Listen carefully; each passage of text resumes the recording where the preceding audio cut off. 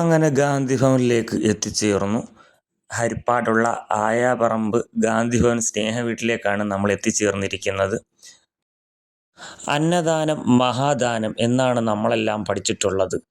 അന്നമാണ് പുണ്യം, അന്നമാണ് എല്ലാം. ഒരു നേരത്തെ ആഹാരത്തിന് വേണ്ടിയാണല്ലോ നമ്മളെല്ലാം കഷ്ടപ്പെടുന്നത്. എത്രയോ പൈസകളാണ് നമ്മൾ വെറുതെ ചിലവാക്കി കളയുന്നത്. ഒരു നേരത്തെ ആഹാരം നമ്മൾ അവർക്ക് വേണ്ടി കൊടുത്താൽ അത് ദൈവത്തിൻ്റെ ഭാഗത്തു നിന്നും നാളെയും ഇഹലോകത്തും പരലോകത്തും അതിനുള്ള ഗുണങ്ങൾ കിട്ടും.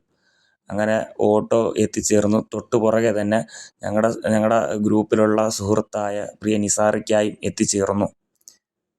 അങ്ങനെ ഓട്ടോയിൽ നിന്ന് ആഹാരങ്ങളെല്ലാം എടുത്ത് ഞാനും പ്രിയ സുഹൃത്ത് നസീഹുമായിട്ട് ഗാന്ധി ഭവൻ്റെ അകത്തേക്ക് ഭക്ഷണങ്ങളെല്ലാം കൊണ്ടുവച്ചു.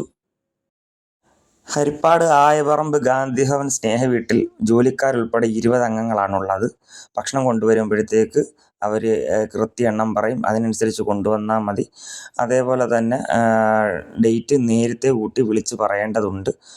അത് അവർ പറയുമ്പോൾ നമ്മൾ ഡേറ്റ് പറയുമ്പോഴത്തേക്ക് അതിനനുസരിച്ച് രാവിലെ ഉച്ചയ്ക്ക് വൈകിട്ട് എപ്പോൾ വേണമെങ്കിലും നമുക്ക് കൊടുക്കാവുന്നതാണ്. അടുത്ത ഭാഗം അടുത്ത ഷോർട്ട് വീഡിയോയിൽ വരുന്നതായിരിക്കും.